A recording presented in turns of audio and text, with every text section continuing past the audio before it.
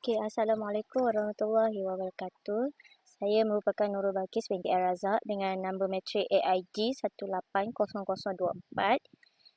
Dan saya dan juga sahabat saya Tan Keng Song akan membentangkan perbentangan mengenai polisi eko-inovasi di Jepun.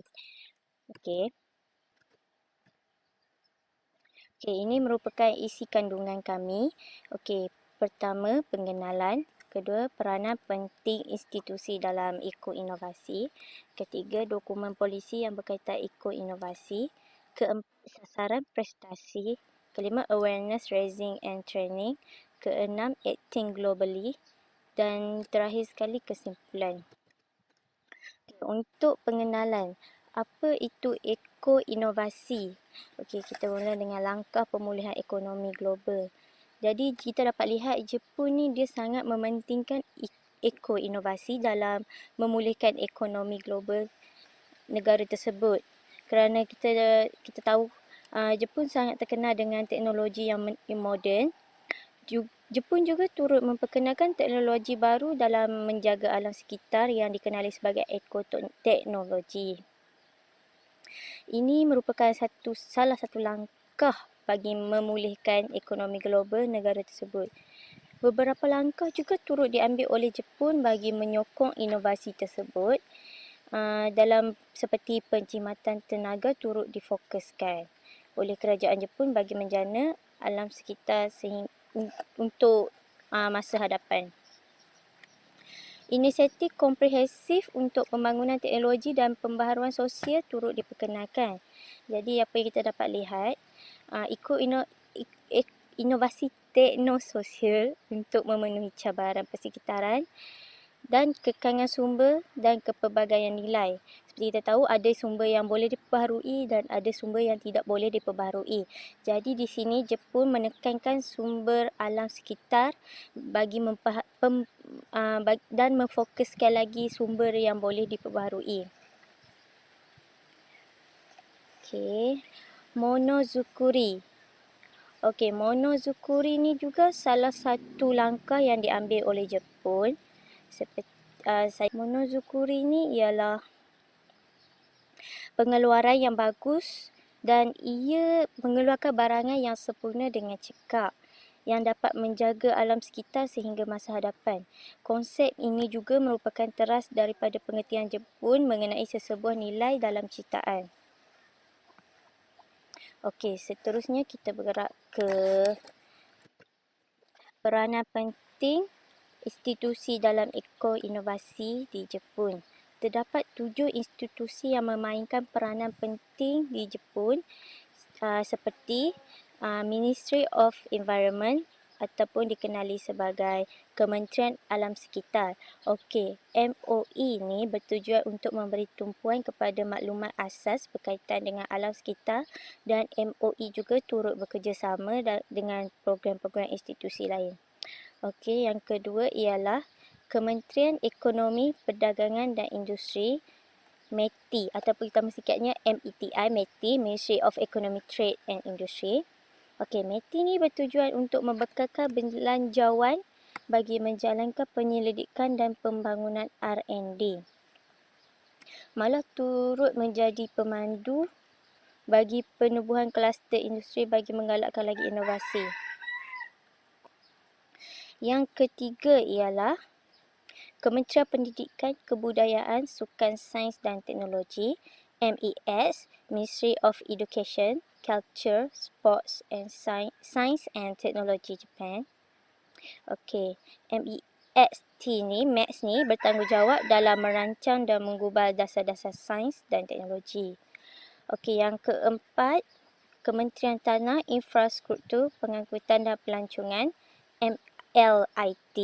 Okey, MLIT ni dia akan bertanggungjawab dalam mempromosikan dasar perancangan tanah, infrastruktur dasar, dasar penyelenggaraan dan pengangkutan dana sosial. Yang kelima, Majlis Dasar Sains dan Teknologi, CSTP. CSTP ni bertujuan untuk melaksanakan lagi perancangan yang lebih komprehensif dalam mempromosi sains dan teknologi. Keenam, Agensi Sains dan Teknologi Jepun, GST. GST ni berperanan dalam meningkatkan infrastruktur dalam mempromosi sains dan teknologi. Terakhir sekali, yang terakhir ini merupakan Pusat Pemuliharaan Tenaga Jepun ataupun dikenali sebagai ECCJ, di Energy Conservation Center, Japan. ECCJ ni berperanan sebagai penyumbang untuk mempromosi penggunaan tenaga dan perlindungan yang cekap.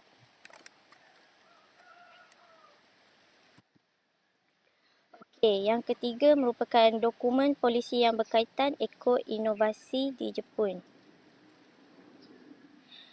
Apa yang pertama sekali dia merupakan Jepun ni akan polisi yang dinyatakan Jepun ialah dengan menjadi negara persekitaran yang terkemuka pada abad 21. Seperti kita tahu, Jepun ni dia agak bersaing dengan Amerika Syarikat dalam ekonomi. Jadi dalam eko-inovasi juga dia turut menempatkan negara dia dalam orang panggil apa, cita-cita untuk menjadi negara persekitaran yang terkemuka pada abad ke-21. Di samping itu, terdapat dokumen dasar yang lain seperti menggalakkan inovasi. Ini termasuk dalam strategi biomas Nippon. Strategi biomas Nippon ni dia memberi tumpuan kepada biomas sebagai sebahagian daripada tenaga yang boleh diperbaharui. Inovasi baru ini juga merupakan sebuah inisiatif strategi jangka masa panjang yang diambil oleh Jepun. Selain itu, dokumen ini juga turut menjadi strategi utama negara dalam menjadikan negara alam sekitar pada abad yang ke-21, iaitu abad sekarang. Ia juga mencadang untuk membina masyarakat yang mampan melalui langkah-langkah komprehensif dengan menggabungkan 3 aspek, iaitu khususnya pengurangan karbon, kerana seperti kita tahu zaman sekarang kandungan karbon oksida di muka bumi sangat tinggi. Jadi Jepun ingin mengambil langkah bagi mengurangkan lagi kadar karbon dioksida. Masyarakat kedua iaitu masyarakat kitaran tanpa pencemaran bunyi. Di mana iaitu pencemaran bunyi sangat-sangat tinggi sekarang kerana bunyi daripada kereta, lori, pembinaan bangunan-bangunan di sekeliling. Jadi di situ telah membuatkan berlakunya pencemaran bunyi. Jadi di sini kita dapat lihat Jepun ingin mengurangkan pencemaran bunyi di Jepun bagi mencapai tahap eko-inovasi. Dan ketiga merupakan masyarakat yang selaras dengan sifat. Ini menunjukkan 8 strategi perlu dilaksanakan dengan keutamaan dalam tempoh masa akan datang untuk setahun atau 2 lagi. Pelan yang ketiga ialah Pelan Asas Sains dan Teknologi. Pelan Asas Sains dan Teknologi ini merupakan pelan pada 2006 hingga 2010, iaitu dalam jangka masa 4 tahun. Pelan ini juga merupakan pelan yang ketiga dalam satu siri rancangan sains dan teknologi SNT. Ia juga merupakan salah satu yang mencipta teknologi sains dan undang-undang pada tahun 1995. Salah satu daripada 6 matlamat khusus rancangan ini adalah matlamat 3, iaitu pertumbuhan ekonomi dan perlindungan alam sekitar, yang merupakan sebahagian daripada objektif utama iaitu memaksimumkan potensi negara dan untuk melahirkan negara yang berdaya saing bagi mencapai pertumbuhan yang mampan. Pelan ini juga turut diberikan gerak untuk melakukan penyelidikan. Jadi di sini kita dapat lihat intelektual yang dilakukan oleh Jepun adalah secara sewajarnya, malah untuk melindungi ciptaan tersebut dan mempercepatkan eksploitasi yang lebih berkesan. Jepun juga sangat-sangat mengambil berat mengenai teknologi-teknologi yang digunakan tanpa melakukan pencemaran alam sekitar. Saya Tanggung Song, nombor bateri lama LG 1800032 yang baru 1707455. Dan saya akan membentangkan bahagian sasaran prestasi, learners rising and training, dan acting globally dan kesimpulan. Yang pertama adalah sasaran prestasi dibangunkan di bawah The Revised Energy Conservation Law dan menetapkan piawaian kecekapan penggunaan tenaga dan dengan The Thought Runner Program sebagai alat, dan The Thought Runner Program dinilai dari semasa ke semasa jadi berkesan dan merangkumi 21 barangan, kebanyakannya barangan harian seperti peti sejuk, pemanas, perenasi dan lain-lain. Seterusnya, Industrial Lead Voluntary Performance Target dengan industri terlibat sebagai peneraju inovasi dan menggunakan sumber secara optimal. Dengan seterusnya mendapat kebaikan. Legislation Based Performance Target menetapkan nilai had pelepasan air minimal untuk boron dan foren yang jika melebihi akan menjejaskan kesihatan manusia, dan mewujudkan Japan Air Pollution Control Law untuk mengawal pencemaran udara.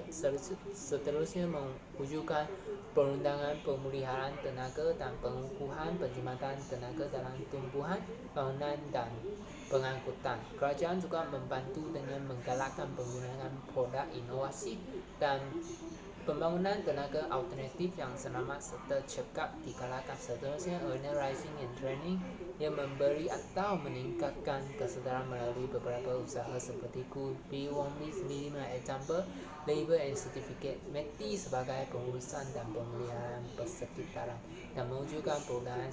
Saya Tan Keng Song, nombor bateri lama LG 1800032, yang baru 1707455, dan saya akan membentangkan bahagian sasaran prestasi, learners rising and training, dan acting globally dan kesimpulan. Yang pertama adalah sasaran prestasi dibangunkan di bawah The Revised Energy Conservation Law dan menetapkan piawaian kecekapan penggunaan tenaga dan dengan The Thought Runner Program sebagai alat, dan The Thought Runner Program dinilai dari semasa ke semasa jadi berkesan dan merangkumi 21 barangan, kebanyakannya barangan harian seperti peti sejuk, pemanas, perenasi dan lain-lain. Seterusnya, Industrial Lead Voluntary Performance Target dengan industri terlibat sebagai peneraju inovasi dan menggunakan sumber secara optimal. Dengan seterusnya mendapat kebaikan. Legislation Based Performance Target menetapkan nilai had pelepasan air minimal untuk boron dan foren yang jika melebihi akan menjejaskan kesihatan manusia, dan mewujudkan Japan Air Pollution Control Law untuk mengawal pencemaran udara. Seterusnya mewujudkan perundangan pemeliharaan tenaga dan pengukuhan perkhidmatan tenaga dalam tumbuhan, bangunan dan pengangkutan. Kerajaan juga membantu dengan menggalakkan penggunaan produk inovasi dan pembangunan tenaga alternatif yang selamat serta cekap digalakkan. Seterusnya, Organizing and Training yang memberi atau meningkatkan kesedaran melalui beberapa usaha seperti B1B, minimum example, labor and certificate, METI sebagai pengurusan dan pemeliharaan persekitaran, dan mewujudkan perubahan seperti Law for Enhancing Motivation of Environmental Conservation and Promoting Environmental Education, B1B, khususnya memakai pakaian sejuk dan pakaian yang selesa dan sesuai. One-Piece dia mengurangkan permintaan elektrik pada musim panas. Leading by example iaitu kediaman rasmi Perdana Menteri Jepun menggunakan eco-teknologi untuk menjadi role model seperti memasang panel solar di atas bumbung, penjanaan angin berskala kecil dan seterusnya. Labor and Certification. Kementerian Alam Sekitar Jepun, Japan Environment Association, memberi pengiktirafan kepada produk-produk yang bersifat alam untuk meyakinkan rakyat Jepun menggunakannya serta merangsang penggunaan produk bersifat alam. Dan Global Eco Label Network yang semilih dengan program EcoMark yang dijalankan oleh Japan Environmental Association di atas. Organisasi lain dan kementerian lain juga memberi panduan untuk memberi pihak-pihak yang ingin menyertai. Dan seterusnya, Acting Globally. Japan aktif terlibat dalam kerjasama seperti Intellectual Property Right, IPR, Clean Development Mechanism, CDM atau Joint Implementation JI, dan ASEAN Pacific Environmental Innovation Strategy Project, dan Japanese Innovation Corporation Agency iaitu JICA dan lain-lain, kerjasama dengan negara lain secara dua hala atau berbagai hala. Yang first IPR Economic Partnership Agreement dengan Singapura, Malaysia, Chile, Thailand, Filipina dan Indonesia dalam patentnya.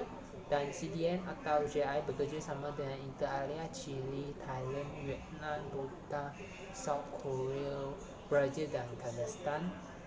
Dia juga ada NEDU and the Global Environment Center Foundation sebagai cadangan projek dan melakukan kajian serta R&D. Dan APEIS iaitu ASEAN Pacific Environmental Innovation Strategy, dia memberi tumpuan di pasaran alam sekitar, teknologi alam sekitar dan kesedaran ekologi.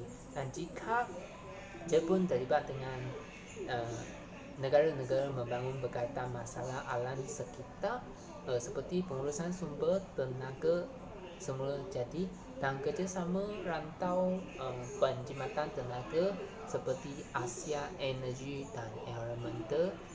Di bawahnya adalah Cooperation Strategy yang pemeliharaan tenaga di China dan India kerana orang di sana sangat banyak. Jadi yang seterusnya 5 bidang iaitu kecekapan tenaga atau pemulihan tenaga dengan meletakkan piawaian dengan menjalankan dialog dan bekerjasama dengan agensi energy agency dan pembangunan new energy dengan memberi latihan, menghantar pakar-pakar serta pembangunan tenaga baru. Seterusnya Clean Crop dengan melibatkan teknologi pencairan alam batu dan store fueling. Yang seterusnya adalah membangunkan tenaga nuklear dengan selamat. Yang kesimpulannya Japan merupakan yang merupakan negara peneraju ekoteknologi dan dia juga menekankan pemeliharaan dan pemeliharaan persekitaran. Dia juga memberi pengiktirafan. Dia diberi pengiktirafan. Dia juga merupakan eco model city dan dia banyak yang terlibat adalah Barang Harian Rakyat Jepun yang berkaitan. Yang seterusnya melibatkan industri. Kerajaan Jepun juga menggalakkan penggunaan produk mesra alam dan membangunkan tenaga alternatif dengan selamat serta memberi kesedaran kepada rakyatnya. Selain kecekapan dalam guna tenaga, pemeliharaan dan pemulihan tenaga juga diberi penekanan. Dan kediaman rasmi Perdana Menteri juga sebagai role model dengan menggunakan ekoteknologi. Dan Kementerian Alam Sekitar iaitu Japan Environment Association juga memberi pengiktirafan dan ini secara langsung dapat memberi keyakinan kepada rakyatnya untuk menggunakan produk mesra alam. Dan seterusnya kita dapat tahu Jepun aktif terlibat dalam kerjasama dua hala atau berbagai hala, terutamanya di rantau Asia dan dengan memberi latihan dan menghantar pakar-pakar. Yang seterusnya saya akan berkongsi satu pengalaman yang saya tak nampak di Kawagoe semasa pergi Jepun.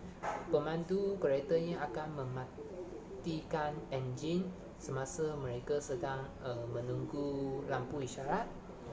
Dan saya rasa Jepun merupakan negara yang menggunakan ekoteknologi dan mempromosi atau membangunkan ekoteknologi. Dia merupakan negara yang cemerlang, gemilang dan terbilang dan patut dicontohi oleh negara lain. Terima kasih.